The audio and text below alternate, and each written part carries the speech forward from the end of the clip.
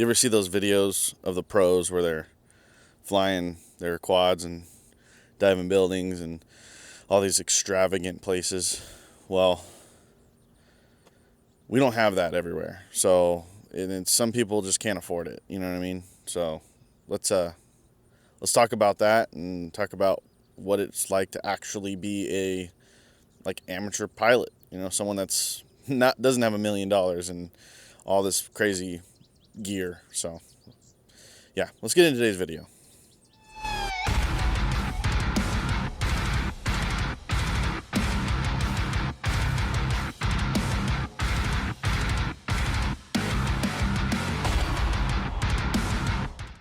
What's up, guys? Welcome back to the Bashed FPV YouTube channel.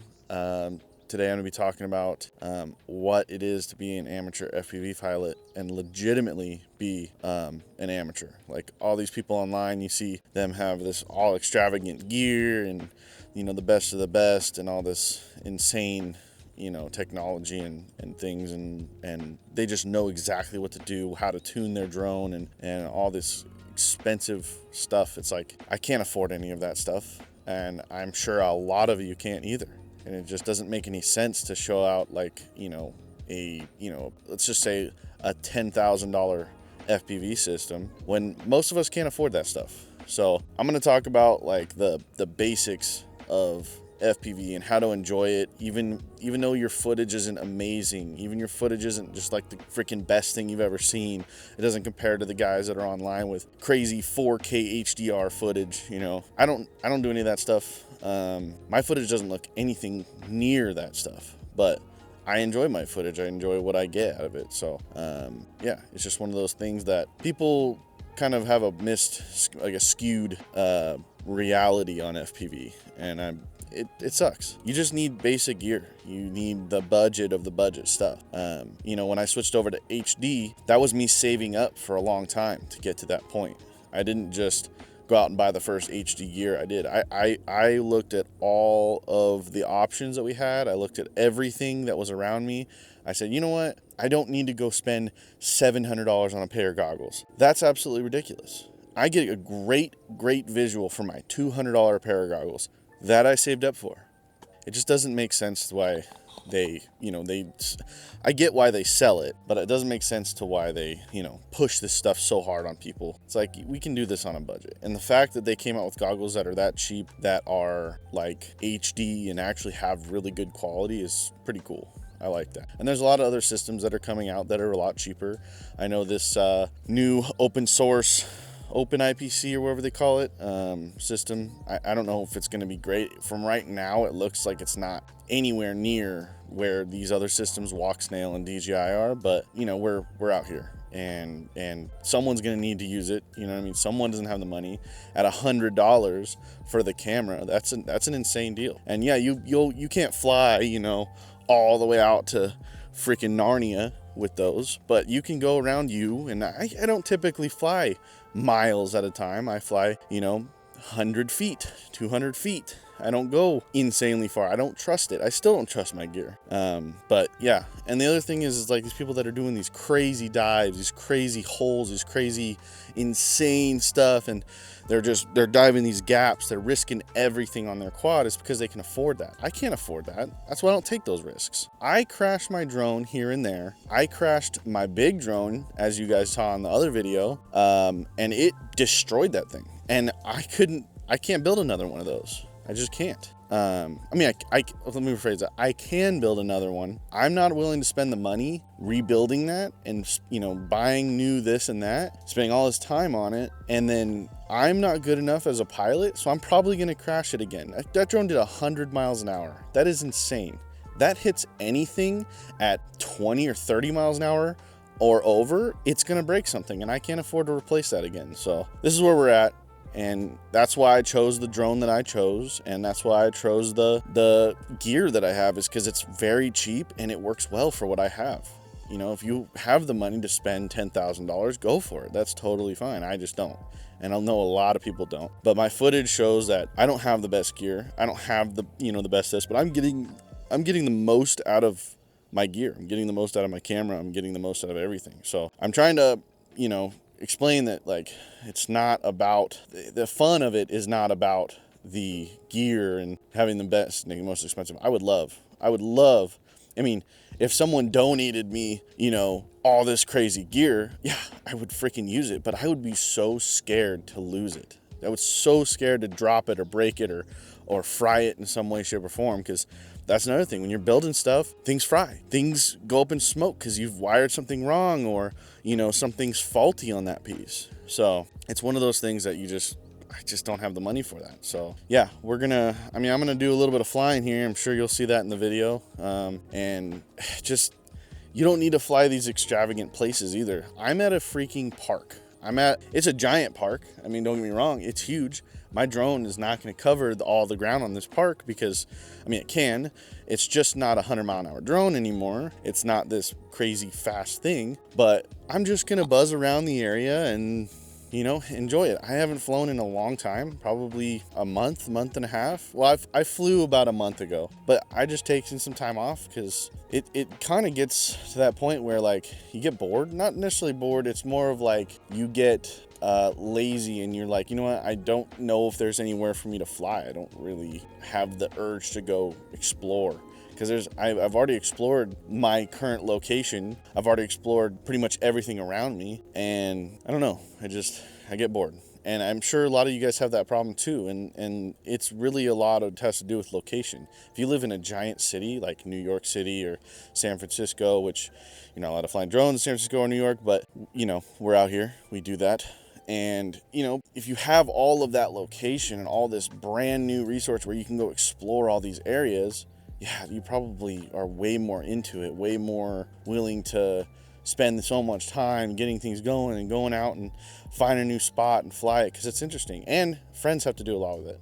I have 0 FPV friends, none, not even one. So for me to want to go fly, it's like I'm out here by myself. I'm currently out here by myself. I don't have anybody helping me. I don't have anybody to fly with. I've hit up Facebook posts around my area, and there's racers, but I'm not into racing, and I'm not good enough to go racing, nor do I really want to. I mean, I've done races on like the simulator and stuff, but it's just kind of one of those things that not really into that. I'm into the freestyle, I'm into the cinematic photo or videos, I'm into the just chilling, like having fun, flying around, and nobody does that here. So, you know, it's one of those things, but I'm going to be moving very soon, which is cool. So hopefully the new area that I move into has a lot more people. I've seen videos from the area, so hopefully I'll go to a meetup or something and finally meet people that are actually interested in what I'm interested in, because right now nobody is. So yeah, just make the best of it. Just make the best of your time and your gear, you know what I mean? I'm not willing to risk my gear, and neither should you, honestly. It's just one of those things, like, it's an investment. I'm not going to go break it for no reason. You know, everyone says, oh, you're just a wuss because you don't, I see this online at least, you're just a wuss because you don't, you know, risk your gear, you're not diving that gap or this and that, and people are hating on them. Oh, you're kind of, you know, you're just basic, you don't do any flips or any gap dives or anything like that. And it's like, are you spending the money? You're commenting, but are you the one doing those things? No, you're not. You're not spending the money on it. And the people that are spending the money on it, it's their job. It's literally their job. I would risk everything at my job because the job will pay for it. I don't get paid for this. So sorry, just ranting a little bit, but that's the reality of being an amateur, you know, FPV pilot. All right, enough of the ranting, enough of all that stuff. We're just gonna get into some gear and some flying and chilling. You know, you guys are just gonna hang out with me at this point. I don't really expect much from this. It's very flat here, so there's really not anything to fly, but I'm just gonna do some cruising around in this field here. Some freshly cut grass. They just did a fireworks show at this spot. It's kind of near 4th of July right now, so I'm just gonna do some flying around, and there's nothing really tall around me, and I'm just gonna say it. I'm in Nebraska, so it's flat everywhere. I am moving in about a month, so yeah, that's gonna be awesome. So Nebraska's not a terrible place. It's just a very boring place, unless you lived here and you have friends. I have no friends. I've lived here for 3 years. I have a few people that I met through work and stuff, and they're cool. One of them is really cool. We play golf every once in a while, which is awesome, but they're just not, it's just not like friends, you know what I mean? I gotta wait for this jet to fly over. I don't know. You probably can hear it.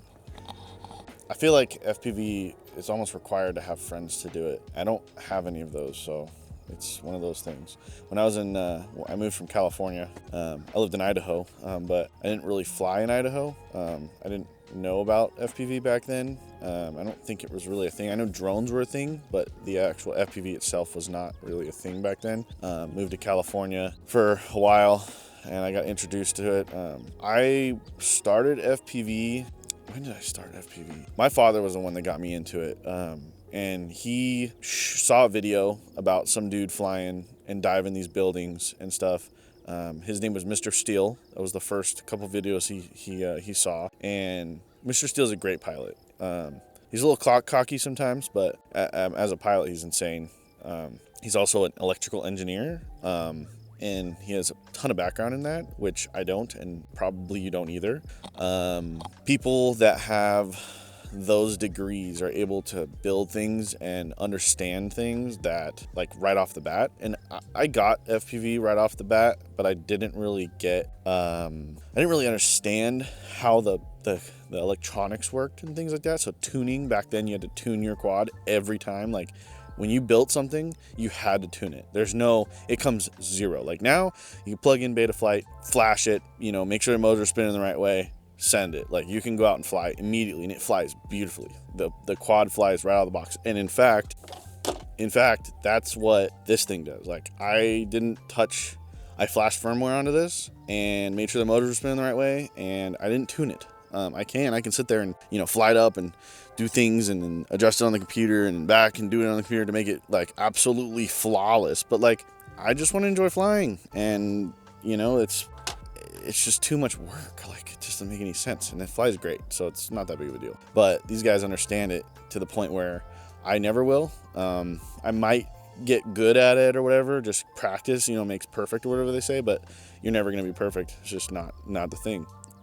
Flying these drones and stuff is awesome, but like I said, the electronics in them are very complex, and you can understand a lot of it. And I do understand tuning. I can do PIDs and tuning and things like that, but it's hard, man. But yeah, back then in 2015 was basically when I got introduced into it. I saw the first couple videos.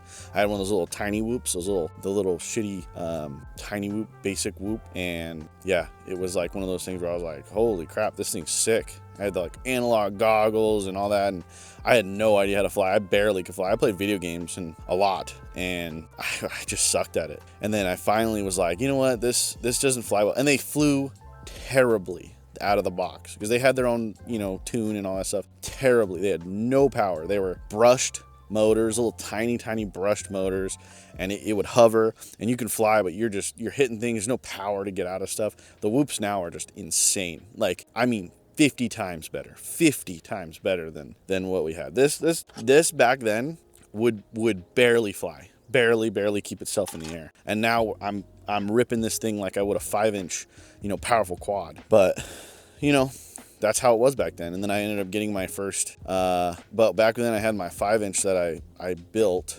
I built it with all Amazon parts that were like super crappy Chinese parts. And it flew, but the first couple times that I was trying to get it, tune it to get the motors to work and all that stuff, it would just go up, flip over, boom. And I realized I had the motors backwards, and then I finally got it to hover, and then, it lost signal, and then it would fly. And I was on Spectrum back then, and Spectrum is good for planes, like the actual planes themselves. It's really good for that. But for quads, it just doesn't have the native support that it needs. I was flying Spectrum for a while. Even after that, for a long time I flew Spectrum. But once this ELRS stuff came out, it was a game changer. I mean, the amount of range I get is crazy. Nowhere near Spectrum. Spectrum, you could go 250 feet and then drop signal instantly. The planes, because they don't have so much electrical interference, as long as you're flying line of sight, there's no video transmission, it's blocking it and all that stuff, you can fly, half mile as far as you can see it and be totally fine. But now you got the video transmission, but the power of these is insane now. So I flew my 5-inch and then I crashed it, and then I built another one with all budget parts. I think I spent a total of like $75 per drone back then. Parts have gone up in price, obviously, but back then it was one of those things that like I can't afford it, so I just budget built everything. My dad bought me my radio, bought me my goggles and all that stuff, so I was using the same stuff over and over again. And yeah, I mean, that's kind of how I learned how to fly, and it's cool. It was fun. It was a lot of fun, a lot of learning, but it just wasn't ideal. And then when I built my 2020, I think I built a drone, and it was still on Spectrum, still on all that stuff, but the technology and power came up. That was like kind of the turning point where I was like, okay, these are starting to move. These are starting to be able to, and that's when Betaflight kind of got their stuff together, and I was able to actually do, less tuning and stuff. And then the real game changer for me was I watched a couple videos. I got really into the FPV thing. I was like, you know what? I'm going to build another one, and I'm going to build it not with the cheapest parts. I saved up, had a little bit of money saved up, a couple $100, and I was like, I'm going to build a badass FPV quad. And that was my 5-inch that I built with the 6S. I finally switched over to 6S. That was in 2023, and that thing was crazy. No, 2024, summer of 2024. So a year and a half ago or whatever, or two. No, basically a little over. No, it wasn't summer. It was like winter time. Anyways, it was nuts. I've never felt anything like that. The tuning out of the box was awesome. I built it myself, but dude, it was crazy. That thing moved, and I was on analog and staticky. Then I ended up buying a higher wattage or a higher power video transmitter. That was like a 2-watt system or something. I wasn't flying at 2-watt because the FAA won't allow you, and that thing would go far. I was able to go, I think I had a video, which I don't know if I can find it or not, but I won't have the overlay, so it doesn't really matter, but I went like a full mile in a industrial area with Wi-Fi and everything around me. I went about a mile, and I was like, I'm scared. I'm bringing it back. And then I got my GPS on it. I've never done GPS before, and I finally did GPS rescue and got all that set up, and it kind of boosted my confidence on flying farther, which was cool. So I'd go a mile and come back, and I've lost drones. I had one. The reason why there was a gap between like 2022 or 2021 and then 2024 was because I actually lost my drone. I worked in a mechanic shop. I showed my boss, hey, it was at night, right after work. We were just messing around. They had a dyno for the car and stuff, so I was like, I want to fly my drone. You guys ever seen a drone like this? They're like, oh yeah, I've seen them online, but I want to see it in person.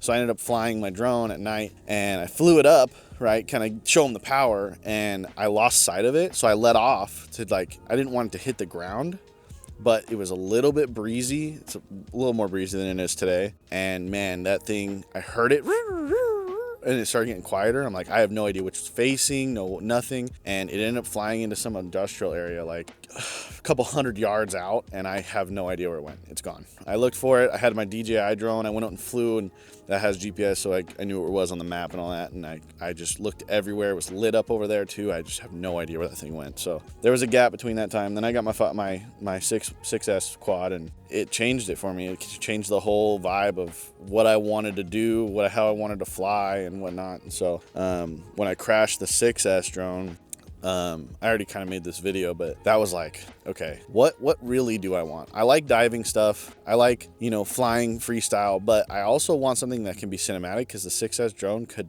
really not be cinematic. I could get fast cinematic shots and whatnot, but I can't really be cinematic with it. So, the Pavo 20 is not powerful like the 6S drone, but I can still go up buildings, I can still drop, I can still fly. It's pretty quick, and it holds the HD system that I got, which, by the way, if you're watching this video and haven't seen my other video, the HD system is nuts. This is a Walk Snail Moonlight camera. It's about $180. It comes with the camera and the video transmitter. It's a little expensive, but if you can save up for it, it's 100% worth it.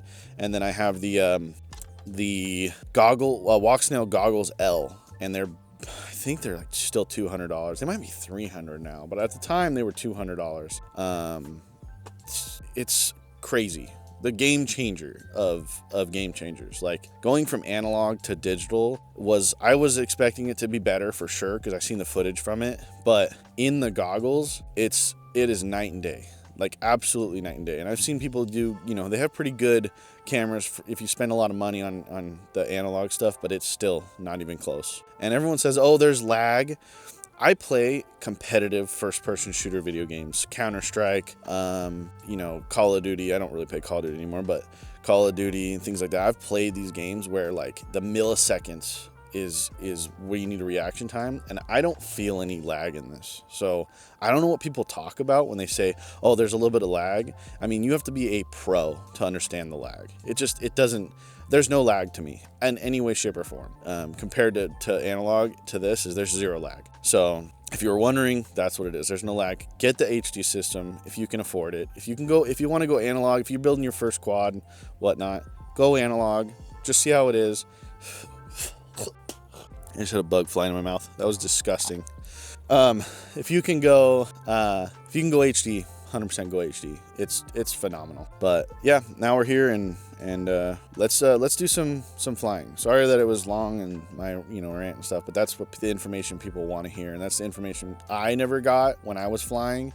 The pros were telling me about all this stuff about how they they have this insane system and this and that, and they have these $800 goggles. You don't need any of that stuff. You don't need it. So yeah, we're out here, we're flying. Let's do some stuff. I hope you like the new camera setup. I 3D printed this like little mount. Also, if you don't have a 3D printer, 3D printing and FPV go hand in hand. If you can get a budget one, I know Bamboo Labs has the A1 Mini. It's like $200. Get it. It makes FPV awesome. You can print things for your drone. You can print frames if you want. You can print, if you make videos like I do, which I suggest you do, you can print things like this. You can print, carrying cases. Here's a case that I printed for my Pavo.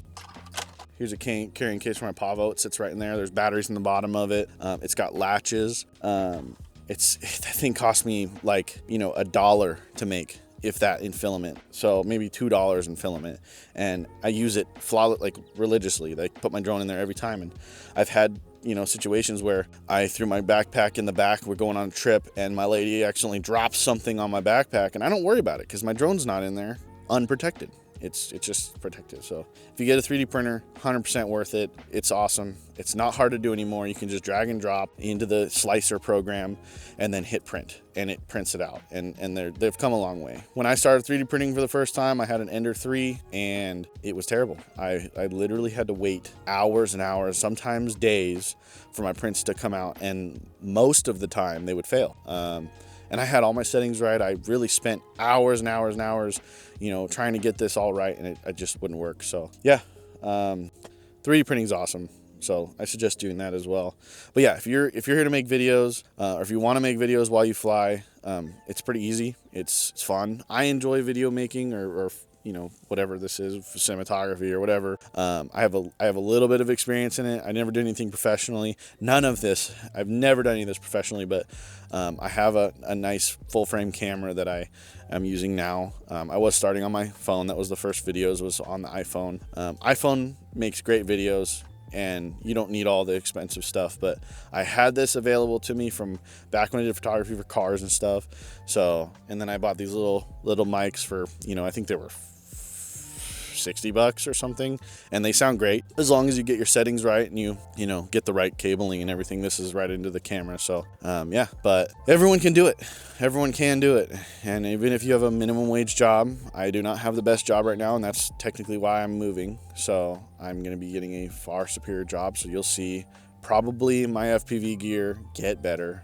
But that's just because I want to, and I'm at that point. So if you can't afford it, you don't need all that. You don't need all the crazy gears. Basically the summary of this entire rant. I'm gonna do a little bit of flying now, and I'm pretty sure I'm gonna put like an overlay of a couple of the packs that I've flown already, or I will be flying now, but I'm pretty sure I put up a couple of the packs over this video. I really appreciate you guys watching. It means a lot to me, and everyone says it, like every YouTube guy says it, like, comment, subscribe, all that stuff. Comment what you think I should do for videos, because this is a long one, and I don't know what to make.